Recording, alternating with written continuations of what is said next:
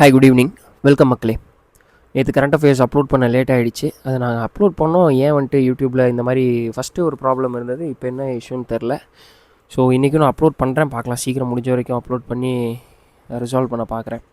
So the amplitude of gubernatorial discretion. So இங்கே வார்த்தை கூபர்னேட்டோரியல் அப்படிங்கிற வார்த்தைக்கான அர்த்தம் என்ன அப்படின்னா கவர்னர், அதாவது which is related to governor அப்படின்னு சொல்லி சொல்லுவாங்க. சமீபத்தில் வந்து கேரளாவுடைய கவர்னராக இருக்கட்டும், தமிழ்நாடுடைய கவர்னராக இருக்கட்டும், இவங்க ரெண்டு பேருமே வந்து பில்லை ரிசர்வ் பண்ணுறாங்க பிரசிடென்ட்டோடைய பார்வைக்கு. அதுக்கப்புறம் இன்டெஃபினட்டாக வந்து எந்த ஒரு ஆக்ஷனுமே எடுக்காமல் இருக்காங்க பில்லு. இதனால் மக்களுக்கு கிடைக்கக்கூடிய நன்மைகள், ஸ்கீம்ஸ், அந்த ஆக்டாக மாறி மக்களுக்கு கிடைக்கக்கூடிய விஷயங்கள் கிடைக்காமல் இருக்குன்னு சொல்லி தமிழக அரசாங்கமாக இருக்கட்டும், கேரளா அரசாங்கமாக இருக்கட்டும், சுப்ரீம் கோர்ட்டில் வந்து மனு தாக்கல் செஞ்சு இந்த விஷயத்தை வந்து ரிசால்வ் பண்ண சொல்லியிருந்தாங்க. ஸோ அதுக்கு வந்து கவர்னர்ஸோட ஆக்ஷன்ஸை வந்து கண்டெம் பண்ணுற மாதிரி வந்து சுப்ரீம் கோர்ட் வந்து அவங்களுடைய வேர்டிக்ட் அப்படிங்கிறது இருந்தது. இதுக்கு பிரசிடென்ட் என்ன பண்ணியிருந்தாங்க அப்படின்னா, அவங்களுடைய அட்வைசரி ஜூரிஸ்டிக்ஷன், அதாவது சுப்ரீம் கோர்ட் வந்து ஆர்டிகல் 143 பிரகாரம் அவங்களுடைய அட்வைசரி ஜூரிஸ்டிக்ஷன் இதை வந்து என்ன பண்ணுறாங்க, பிரசிடென்ட் வந்து யூஸ் பண்ணி ஒரு 14 கேள்வி கேட்குறாங்க இது ரிலேட்டடாக. அதாவது வந்து கவர்னர்ஸ் அண்ட் பிரசிடென்ட்டை வந்துட்டு உங்களுடைய இதுக்குள்ளே ஃப்ரேம் ஒர்க்குள்ளே வந்துட்டு கொண்டு வர முடியுமா, டைம் ஒர்க் பண்ண சொல்லி, அதாவது இந்த ஆக்ஷன்ஸ் வந்து இந்த பர்டிகுலர் டைமுக்குள்ளே நீங்கள் வந்து ரிசால்வ் பண்ணணும் அப்படின்னு சொல்லி கட்டளை ஏற்றுறதுக்கான அதிகாரம் உங்களுக்குலாம் இருக்கா அப்படிங்கிற மாதிரி வந்து பிரசிடென்ட் வந்துட்டு கேட்டிருப்பாங்க அவங்களுடைய ஆர்டிகல் 143 அப்படிங்கிறத வந்து பயன்படுத்தி. ஸோ இங்கே என்ன ஆகுது அப்படின்னா, அதில் 14 கேள்வியில் 11 கேள்விகளுக்கு வந்துட்டு சுப்ரீம் கோர்ட் வந்துட்டு பதில் சொல்லியிருப்பாங்க. ஸோ சுப்ரீம் கோர்ட் என்ன சொல்கிறாங்க அப்படின்னா, நாங்கள் வந்து டைம் ஃப்ரேம் ஒர்க் அப்படிங்கிறத வந்து இது பண்ண போகிறது கிடையாது, கன்ஸ்ட்ரக்ட் பண்ணி நாங்கள் உங்களுக்கு கொடுக்க போகிறது கிடையாது. பட் நீங்கள் இன்டெஃபினட்டாக ரொம்ப நாள் வந்து கவர்னர்ஸ் வச்சுருக்கக்கூடாது. கவர்னர்ஸோடைய டிஸ்க்ரிஷன் அப்படிங்கிறது வந்துட்டு இட் இஸ் நேரோ. உங்களுக்கு வந்து சில சுச்சுவேஷன்ஸில் தான் வந்து அவங்க என்ன பண்ணுறாங்க, சில டிஸ்க்ரிஷன் அப்படிங்கிறத கான்ஸ்டியூஷனில் ப்ரொவைட் பண்ணுறாங்க. கான்ஸ்டியூஷனல் டிஸ்க்ரிஷன் அப்படிங்கிறது கவர்னருக்கு இருக்குது, அண்ட் சுச்சுவேஷனல் டிஸ்க்ரிஷன் அப்படிங்கிறது கவர்னருக்கு இருக்குது. சுச்சுவேஷனல் டிஸ்க்ரிஷன் அப்படிங்கிறது ஒரு அரசியல் கட்சி மெஜாரிட்டி இல்லாமல் அங்கே ரூல் பண்ணுறாங்க அப்படிங்கிறப்ப கவர்னர் என்ன சொல்லுவார், ஐயா உங்களுக்கு வந்து மெஜாரிட்டி இல்லை, மெஜாரிட்டி இருக்கக்கூடியவர்களை நாங்கள் உட்கார வச்சு அதுக்கப்புறம் ஃப்ளோர் டெஸ்ட் அப்படிங்கிறத பண்ணுவோம் அப்படின்னு சொல்கிறது சுச்சுவேஷனல் டிஸ்க்ரிஷன். கான்ஸ்டியூஷனல் டிஸ்க்ரிஷன் அப்படிங்கிறது வந்து பிரசிடென்ட்டோடைய பார்வைக்கு ஏதாவது ஒரு பில்லை வந்துட்டு ரிசர்வ் பண்ணி வைக்கிறது, இல்லை திரும்பி ஒரு பில்லை வந்துட்டு ரீகன்சிடர் பண்ணுங்க அப்படின்னு சொல்லி அனுப்புறது.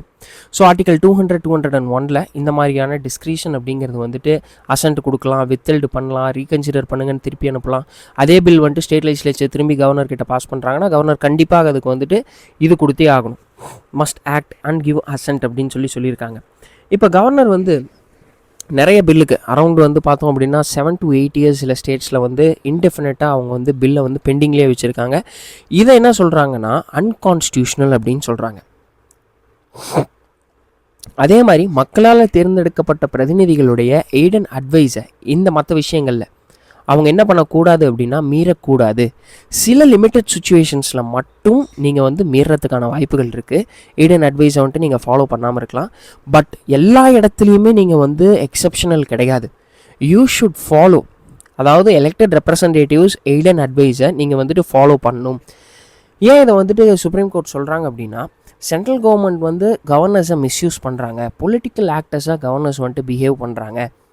இந்த மாதிரியான சுச்சுவேஷன்ஸ் வந்துட்டு ப்ரிவைல் ஆனது அப்படின்னா இது ஃபெடரலிசமாக பாதிக்கும்.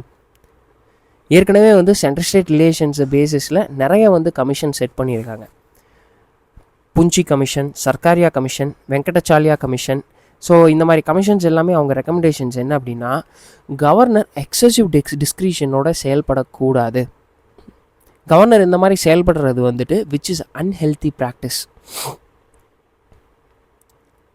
ஸோ ஒரு பழி தீர்த்துக்கக்கூடிய ஒரு பொசிஷனாக வந்து அதை பார்க்குறாங்க, ஸ்டேட் கவர்மெண்ட்டை வந்துட்டு பழி தீர்த்துக்கிறாங்க. ஸோ இந்த மாதிரி இருந்தது அப்படின்னா, இந்த சுச்சுவேஷன் ப்ரிவைல் ஆகுது அப்படின்னா ஒரு கோஆப்ரேட்டிவ் ஃபெடரலிசம் அப்படிங்கிறது வந்து இங்கே நம்மளால் பார்க்க முடியாது. கவர்னர் வந்து வெறும் கான்ஸ்டியூஷனல் ஹெட், ஆனால் அவங்க வந்து they are not parallel executives. அவங்களுடைய டிஸ்க்ரிஷன்ஸ் வெரி மச் லிமிட்டட். இதை யாருமே மிஸ்யூஸ் பண்ணக்கூடாது அப்படிங்கிறத தெளிவாக சொல்லியிருக்காங்க. ஸோ இங்கே 3 கேள்விகள் வந்துட்டு சொல்கிறாங்க. First, given that members of the Council of Ministers take oath to owe allegiance to the Constitution, why will they tender such an advice? Second, if such an unconstitutional advice is tendered to the governor, is he or she impeded from sending report to the Union Minister under 346 for which there is no need for aid and advice of the Council of Ministers. Third, does the President have any discretionary power if such advice is tendered by the Union Cabinet? So அதாவது என்ன சொல்கிறாங்க, இங்கே வந்து கேள்வி கொடுத்துருக்காங்க. As another situation mentioned in the opinion of the court for assuming that there is implied discretion on the governor in Article 200 for protecting and defending the constitution is that if there is no discretion, then the even if advice is tendered contrary to the written text of the constitution, the governor will be bound by such advice. அதாவது நம்ம மொதல் 3 கேள்வி பார்த்தோம்ல, என்ன கேள்வி அப்படி அவங்க வந்துட்டு கேட்டிருக்காங்க அப்படின்னா, ஐயா கான்ஸ்டியூஷனை ப்ரொடெக்ட் பண்ணுறதுக்கு தான் ஓத் அண்ட் அலிஜியன்ஸ் அப்படிங்கிறத வந்துட்டு இவங்க எடுத்துக்கிறாங்க மினிஸ்டர்ஸ். அப்படி இருக்கும்போது அவங்களுடைய அட்வைஸ் அப்படிங்கிறது அதற்கு எதிராக இருக்க போகிறது கிடையாது, கான்ஸ்டியூஷனுக்கு எதிராக. அப்படியே இருந்தாலும் if there is no discretion, then even if advice is tendered contrary to the written text of the constitution, the governor will be bound by such advice. இங்கே என்ன சொல்கிறாங்க, எலெக்டட் ரெப்ரசன்டேட்டிவ்ஸ் பவர்ஃபுல், அவங்க சொல்கிறத நீங்கள் வந்துட்டு ஃபாலோ பண்ணியே ஆகணும். இந்த புஞ்சி கமிஷன், சர்க்காரியா கமிஷன், இவங்கெல்லாம் பார்த்தீங்க அப்படின்னா சென்ட்ரல் ஸ்டேட் ரிலேஷன்ஸ்க்காகவே உருவாக்கப்பட்ட கமிஷன்ஸ். எப்படி சென்ட்ரல் ஸ்டேட் நடுவில் ஃப்ரிக்ஷன் இல்லாமல் ஒரு நிலையான ஒரு விஷயத்தை வந்துட்டு ஏற்படுத்தணும், ஒரு ஸ்டேபிளான ஒரு அரசாங்கத்தை வந்து செயல்படுத்தணும் அப்படிங்கிறதுக்காகவே உருவாக்கப்பட்டது. ஸோ நம்ம வந்துட்டு ரொம்பவே அதிகமாக பார்த்துட்டோம். ஆர்டிகல் 200 அப்படிங்கிறது இப்போ ரீசெண்ட் டைம்ஸில் கரண்ட் அஃபேர்ஸில் அதிகமாக இருக்கக்கூடிய ஒரு விஷயம்தான். நம்ம இதை வந்துட்டு கண்டிப்பாக நீங்கள் வந்துட்டு படித்தே ஆகணும், ஆர்டிகல் 200 அப்படிங்கிறது. So society must reclaim respectful open dialogue. So இங்கே என்னென்னா ரெஸ்பெக்ட்ஃபுல் ஓப்பன் டைலாக், டிஸ்கோர்ஸ் அப்படிங்கிறது, பப்ளிக் டிஸ்கோர்ஸ் அப்படிங்கிறது வந்துட்டு ஒரு பொது வெளியில் வந்து பேசுகிறது. இந்த பொது வெளியில் பேசுகிறது அப்படிங்கிறது இன்றைக்கி ஒரு அக்ரெசிவாக கத்துறது அப்படிங்கிறது, இல்லை இன்னொருத்தங்களை வந்துட்டு அவமரியாதை பண்ணுறது, ஒரு மரியாதைக்குரிய ஒரு வழியில் வந்துட்டு நடத்தாமல், நேவிகேட் பண்ணாமல், ப்ராப்பராக இல்லாமல் சோஷியல் மீடியாவில் வந்துட்டு அவதூறு பரப்புறது ஒரு பேட்டில் ஃபீல்டாக வந்துட்டு இன்றைக்கி வந்து டிஜிட்டல் பிளாட்ஃபார்மும் இருக்குது. அதே மாதிரி வந்து பொதுவெளியில் பேசக்கூடிய அந்த அரசியல் பேச்சுகளாக இருக்கட்டும், இன்றைக்கி வந்து நியூட்ரலாக இருக்கிறதோ மாட்ரேஷனாக இருக்கிறதோ அது எல்லாமே வந்து என்ன பண்ணுறாங்க அப்படின்னா தே ஆர் கெட்டிங் மார்க்டு அப்படின்னு சொல்கிறாங்க. ஸோ சோஷியல் மீடியா அப்படிங்கிறது இந்த மாதிரியான விஷயங்களை, அதாவது அவதூறு பரப்புறது, ஹேட்டிங், அதுக்கப்புறம் வந்து ஒரு மிஸ்இன்ஃபர்மேஷன் பரப்புறது, இதை எல்லாத்தையுமே சோஷியல் மீடியா அப்படிங்கிற பிளாட்ஃபார்மில் ரொம்ப வந்து எக்ஸாஜரேட்டடாக யூஸ் பண்ணுறாங்க, யூட்டிலைஸ் பண்ணிக்கிறாங்க. இந்த மாதிரி எல்லாத்துக்குமே வந்து அது ஒரு ஆப்பர்ச்சுனிட்டியாக போயிடுது, அதாவது ஹேட் க்ரைம் வந்து ப்ராபகேண்டா பண்ணுறவங்களுக்கு. இதனால் என்ன ஆகும், டெமோக்ரஸி அப்படிங்கிறது வீக் ஆகுது. அதுக்கப்புறம் மீடியா ட்ரையல் அப்படிங்கிறது வந்துட்டு இங்கே ஏற்படுது. மீடியா ட்ரையல் அப்படின்னா ஜுடிஷியரியில் ஒரு கேஸ் வந்துட்டு நடந்துகிட்டு இருக்கும். அந்த கேஸ் இவங்க என்ன பண்ணுவாங்க, மீடியாலேயே வச்சு பேசி யார் வந்துட்டு குற்றம் செஞ்சவங்க இவங்களே ஒரு ஒப்பீனியனுக்குள்ளே வருவாங்க. ப்ராப்பரான ஒரு ட்ரையலுடைய அந்த ப்ரொசீஜர்ஸ் அப்படிங்கிறத ஃபாலோ பண்ணாமல் இவங்க பாட்டுக்கு ஏதோ ஒரு விஷயத்தை வந்துட்டு இது பண்ணுவாங்க. ஸோ ஒரு போலரைசேஷன் அப்படிங்கிறது வந்துட்டு ஒரு சிவில் டிஸ்கோர்ஸ், ஒரு ஃபவுண்டேஷன் ஆஃப் தி டெமோக்ரஸியே வந்துட்டு கெடுக்கும் அப்படின்னு சொல்லி ஃபிலாசபர் ஜே கேர்ஃபீல்டு அப்படிங்கிறவர் வந்துட்டு மென்ஷன் பண்ணியிருக்காரு. இன்றைக்கி வந்து நீங்கள் இந்த மிஸ்இன்ஃபர்மேஷன் அப்படிங்கிறது it is more than political அப்படின்னு சொல்கிறாங்க. மாடரேஷன் அண்ட் நியூட்ராலிட்டி வந்து இங்கே இட் இஸ் கெட்டிங் பனிஷ்டு. யார் அக்ரெசிவாக சத்தமாக பேசுகிறாங்களோ அது மட்டும்தான் இங்கே வந்துட்டு மக்களுடைய காதுக்கு வந்து கேட்கணுங்கிற மாதிரியான ஒரு வடிவமைப்பு உருவாக்கப்படுது. அது உண்மையாக இருக்கிறதோ பொய்யா இருந்தால் கூட வந்துட்டு அதை நம்ப வைக்கிறதுக்கு வந்து நான் இந்த மாதிரியான முறைகளை கையாளுவேன் அப்படின்னு சொல்லி நிறைய பேர் வந்து பப்ளிக் டிஸ்கோர்ஸில் இப்படி ஈடுபடுறாங்க. இது இண்டிவிஜுவல் வெல்பீயிங்கை பாதிக்குது, ஒரு தனிப்பட்ட நபருடைய வெல்பீயிங் இது வந்துட்டு பாதிக்குது. ஒரு க்ரானிக் ஸ்ட்ரெஸ், ஆன்சைட்டி இது எல்லாத்தையுமே க்ரியேட் பண்ணுது. கம்யூனிட்டியை வந்துட்டு செக்ரிகேட் பண்ணுறாங்க, ஐடியாலஜிக்கல் பேசிஸில் வந்துட்டு செக்ரிகேட் பண்ணி பிரிவினைகள் அதிகமாகிக்கிட்டே போகுது. இந்த ஆன்லைன் என்விரான்மெண்ட் அப்படிங்கிறது மக்களை வந்து இன்னும் அந்த கனெக்டிவிட்டியிலேருந்து பிரித்து கொஞ்சம் கொஞ்சமாக அப்படியே தள்ளி போயிட்டுருக்கு. ஸோ அப்போ ஜென்யூன் டயலாக் அப்படிங்கிறத வந்துட்டு இங்கே ரீஸ்டோர் பண்ணும். இம்பார்ஷியாலிட்டியாக இருக்கிறது அப்படிங்கிறது டெமோக்ரஸிக்கு ரொம்ப அவசியமான ஒரு விஷயம். புத்திசம் ஃபாலோ பண்ணுற மிடில் பாத், ஐயா நீ இந்த எக்ஸ்ட்ரீமும் எஸ்டிக்கோடைய எக்ஸ்ட்ரீம், துறவு வாழ்க்கையோட எக்ஸ்ட்ரீமும் போய் வேணாம், ஆடம்பர வாழ்க்கையோட எக்ஸ்ட்ரீமும் வேணாம், ஒரு மிடில் பாத் அப்படிங்கிறத வந்துட்டு சூஸ் பண்ணுங்கள். ஒரு ஃபேக்ட் பேஸ்டு டிஸ்கஷன்ஸ் அப்படிங்கிறது நடக்கட்டும். மக்களுக்கான ஒரு விஷயம், அதாவது இந்த இடத்துல வந்து ஒரு கோ எக்ஸிஸ்டன்ஸ் அப்படிங்கிறது வந்துட்டு ப்ரிவைல் ஆகணும் சொசைட்டியில். போலரைசேஷன் அப்படிங்கிறது வந்துட்டு ஏதோ ஒரு வகையில் பீப்புளுக்குள்ளே இருக்கக்கூடிய அந்த பாண்ட்ஸை வந்துட்டு என்ன பண்ணுது அப்படின்னா வைடன் தான் பண்ணுது. ஸோ அந்த மாதிரி இல்லாமல் ஒரு பீஸ்ஃபுல் கோஎக்ஸிஸ்டன்ட் அண்ட் ப்ராக்ரஸ் அப்படிங்கிறது ப்ரிவைல் ஆகணும். அதான் வந்து ஒரு சோஷியல் ப்ராக்ரஸ்க்கு ஒரு அடித்தளமாக ஃபவுண்டேஷனாக இருக்கும் அப்படின்னு சொல்லி மென்ஷன் பண்ணியிருக்காரு. Okay, so bridging India's numeracy gap. So இப்போ recent report annual state of education report 2024, அந்த ரிப்போர்ட்டில் வந்துட்டு class 5 students can read fluently. அதுவும் எத்தனை சதவீதம்? வெறும் 48.7%. அதுலேயும் பேசிக் டிவிஷன் பார்த்தோம் அப்படின்னா 30.7% தான் சால்வ் பண்ண முடியுது. ஸோ இந்த அளவுக்கு இவங்களுடைய நிலைமை அப்படிங்கிறது இருக்குது. இன்றைக்கி வந்து நியூமரசி லேக் அப்படிங்கிறது நேஷன் வைடாக இந்த லிட்ரஸி அப்படிங்கிறது லேக் ஆகிக்கிட்டு இருக்கு. இந்த பேசிக்கான விஷயங்கள் ஸ்ட்ராங்காக இல்லை அப்படின்னா எப்படி வந்து சிசாட் ப்ராக்டிஸ் பண்ண முடியும்? இன்றைக்கி நிறைய பேர் வந்துட்டு சிசாட் ப்ராக்டிஸ் பண்ண முடியல. சிசாட் என்ன சொல்கிறாங்க, மேக்ஸ் மட்டும் எங்களுக்கு வராது. இது காரணம் வந்து ஆரம்ப காலகட்டத்திலேயே ஃபவுண்டேஷனை வந்துட்டு ஒழுங்காக நம்ம படிக்காமல் இருக்கிறது. அண்ட் ஒழுங்காக வந்து வாத்தியார் வந்துட்டு டீச் பண்ணியிருந்தாலும் கவனிக்காமல் இருப்போம். சில வாத்தியார் வந்துட்டு டீச் பண்ணாமலும் இருந்திருக்கலாம். ஸோ இங்கே டீச்சிங் அப்படிங்கிறது வந்துட்டு இவங்க ஆர்டிக்கலில் மென்ஷன் பண்ணுறாங்க, விச் இஸ் சிலபஸ் ட்ரிவன். நான் சீக்கிரம் முடிக்கணும்னு சொல்லிட்டு இவங்க முடிச்சுட்டே போயிடுறாங்க. But which is not learning driven. அதாவது மாணவர்கள் சரியாக படித்தாங்களா, கிளாஸ் ரூமில் படிக்கக்கூடிய இந்த மேத்தமேட்டிக்ஸ் அப்படிங்கிறது ரியல் லைஃப்பில் அப்ளை பண்ண முடியுதா மாணவர்களால்? போர்டு எக்ஸாம்ஸை மட்டுமே மனசில் வச்சுக்கிட்டு அதுக்காக கிளியர் பண்ணணும்னு நினைக்கிறாங்களே தவிர, இந்த வாழ்வியலோட இதை அப்ளை பண்ணணும், மேத்தமேட்டிக்கலாக நம்ம இருக்கக்கூடிய பிரச்சனைகளை வந்துட்டு சால்வ் பண்ணுவோம், பேங்கிங் ரிலேட்டட், இன்சூரன்ஸோ இல்லை வந்து இன்ட்ரெஸ்ட்டோ, சாதாரண சிம்பிள் இன்ட்ரெஸ்ட், காம்பவுண்ட் இன்ட்ரெஸ்ட், அதோடைய பேசிக் இது கூட புரிஞ்சிக்க முடியலையே அப்படிங்கிற ஒரு நிலைமை இன்றைக்கும் ப்ரிவைல் ஆகிட்டு இருக்கு. ஸோ ஃபவுண்டேஷனல் லேர்னிங் அப்படிங்கிறது வந்து ரொம்ப ரொம்ப இம்பார்ட்டன்ட்.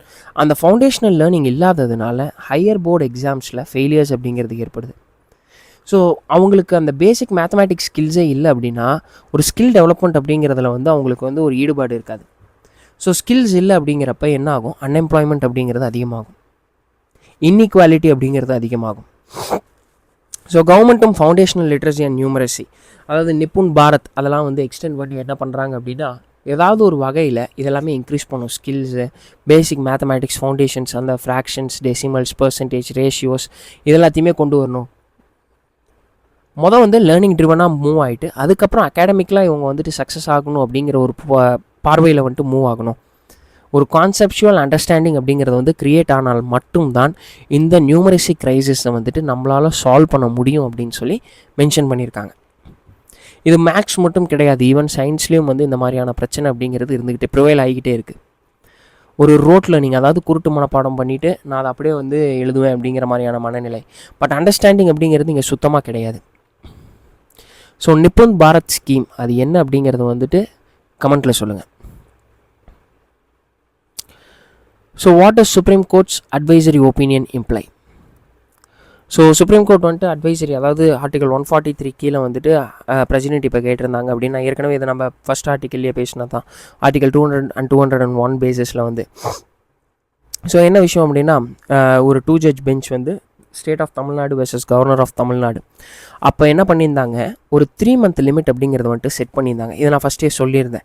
இந்த இஷ்யூனால் உடனே கவர்மெண்ட் வந்துட்டு பிரசிடென்ஷியல் ரெஃபரன்ஸ் எடுத்து சுப்ரீம் கோர்ட்டை இதை கிளாரிஃபை பண்ண சொல்லியிருந்தாங்க. அதன் அடிப்படையில் 14 கேள்விகள் கேட்கப்பட்டது.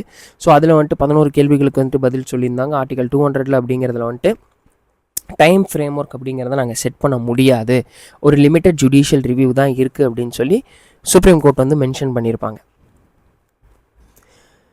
இந்த ஒரே ஒரு விஷயம், ஆர்டிகல் 200 ஒரு பில்லை வந்துட்டு இன்டெஃபினட் டைமுக்கு நீங்கள் வச்சுருக்கக்கூடாது. அப்படி வச்சுருந்தீங்கன்னா மட்டும் அந்த லிமிட்டட் இன்டர்வென்ஷன் அப்படிங்கிறது இருக்கும் அப்படின்னு சொல்லி சுப்ரீம் கோர்ட் வந்து மென்ஷன் பண்ணியிருப்பாங்க.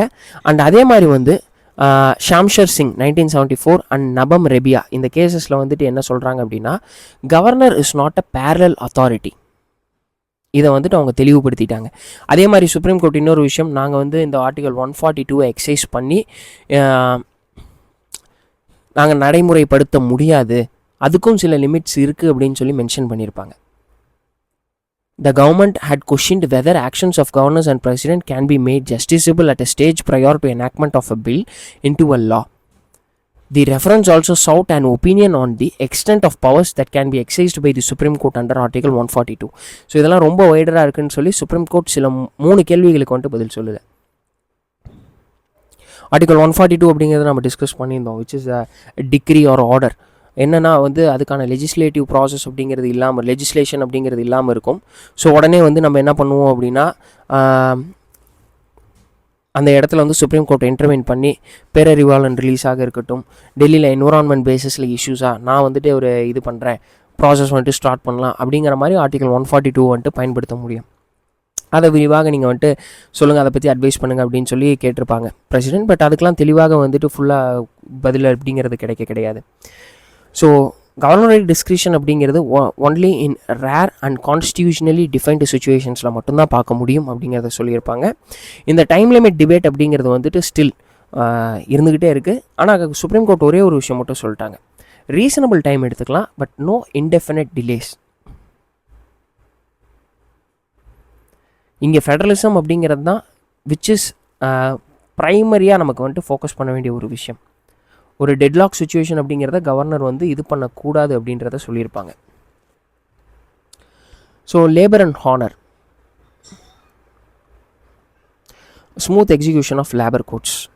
So 4 labour codes, wages, industrial relations, social security, இதெல்லாம் என்ன பண்ணுறாங்க அப்படின்னா வந்து occupational safety, health and working conditions, OSH, இது எல்லாமே 2019 to 2020 வந்துட்டு பாஸ் பண்ணி 29 லேபர் லாஸை வந்து ரீப்ளேஸ் பண்ணியிருப்பாங்க. இது வந்துட்டு மிகப்பெரிய ஒரு லேபர் ரிஃபார்ம், மேஜர் ரிஃபார்ம் அப்படின்னு கூட சொல்லலாம். ஸோ இதன் அடிப்படையில் இது 2019-20 வந்துட்டு கொண்டு வந்தும் இவ்வளோ நாள் வந்து டிலே ஆனதுக்கு காரணம் என்ன அப்படின்னா, ஒரு அன்இவன் ப்ராக்ரஸ். ஸ்டேட்ஸ் வந்துட்டு ரூல்ஸ் ஃப்ரேம் பண்ணுறதுல வந்துட்டு தள்ளி போய்கிட்டு இருந்தது. அதே மாதிரி இந்த ப்ரொவிஷன்ஸ் எல்லாத்தையுமே சில லேபர் யூனியன்ஸ் வந்து அப்போஸ் பண்ணிருந்தாங்க. ஸோ அதனால் இது வந்துட்டு ஸ்டால் ஆகிக்கிட்டு இருந்தது. இதில் என்ன கன்சர்ன் அப்படின்னா, லேபர் யூனியன்ஸ் வந்து இது ஒர்க்கர் ஃப்ரெண்ட்லி ரெக்கமெண்டேஷன்ஸாக இல்லை அப்படின்னு சொல்கிறாங்க. அதே மாதிரி இன்றைக்கி இருக்கக்கூடிய கிக் எக்கனாமி, ஆர்டிஃபிஷியல் இன்டெலிஜென்ஸ் அப்படிங்கிறது வந்து ரொம்ப ரேப்பிடாக சேஞ்சஸை ஏற்படுத்துது சமுதாயத்தில். அதுக்கேற்ற மாதிரியான லேபர் ப்ரொடெக்ஷன் அப்படிங்கிறத நீங்கள் வந்து அப்டேட் பண்ண கிடையாது அப்படின்னு சொல்லி மென்ஷன் பண்ணியிருக்காங்க. இதெல்லாம் கீ கன்சர்ன்ஸ் அப்படின்ற மாதிரி சொல்லியிருக்காங்க. ஸோ அதுக்கேற்ற மாதிரி நீங்கள் எம்ப்ளாயர்ஸ், ஒர்க்கர்ஸ், ஸ்டேட் கவர்மெண்ட்ஸை கன்சல்ட் பண்ணி ரிஃபார்ம் அப்படிங்கிறத கொண்டு வாங்க. நீங்கள் ஈஸ் ஆஃப் டூயிங் பிஸ்னஸை மட்டும் ஃபோக்கஸ் பண்ணி, அதாவது வெளிநாட்டு இன்வெஸ்ட்மெண்ட்ஸ் அட்ராக்ட் பண்ணும் அப்படிங்கிறதுக்காக இங்கே இருக்கக்கூடிய லேபர்ஸை கஷ்டப்படுத்தக்கூடாது. ஒர்க்கர்ஸ்க்கான சோஷியல் செக்யூரிட்டி அப்படிங்கிறத வந்து என்ஷூர் பண்ணுங்க அப்படின்னு சொல்லி மென்ஷன் பண்ணியிருக்காங்க. ஸோ எப்பயும் சொல்கிறதா, நம்பர்ஸை வந்துட்டு நமக்கு தேவை கிடையாது. எத்தனை ஜாப்ஸ் வந்துட்டு க்ரியேட் பண்ணியிருக்காங்க ஆனுவலாக, 2030 எவ்வளோ க்ரியேட் பண்ண போகிறாங்க, அது நமக்கு இம்பார்ட்டன்ட் கிடையாது. இந்தியன் லேபர் கான்ஃபரன்ஸ் மூலியமாக வந்து இது வரைக்கும் 46 தடவை மீட் ஆகிருக்கு. 2015 கடைசியாக மீட் ஆனிச்சு. திரும்பியும் வந்து என்ன சொல்கிறாங்க, 47th செஷன் அப்படிங்கிறத வந்து கொண்டு வந்து லேபர் கோட்ஸ் எல்லாத்தையுமே திரும்பி நீங்கள் வந்து டிரான்ஸ்பரண்ட்டாக என்ஷூர் பண்ணுங்கள். இவங்களுக்கான, அதாவது லேபர்ஸ்க்கு ஆப்பர்ச்சுனிட்டியும் இருக்கணும், நன்மையும் இருக்க மாதிரி கொண்டு வாங்க அப்படின்னு சொல்லி மென்ஷன் பண்ணியிருக்காங்க. ஸோ சப்ஸ்கிரைப் அவர் சேனல் மக்களே. தேங்க்ஸ் ஃபார் வாட்சிங்.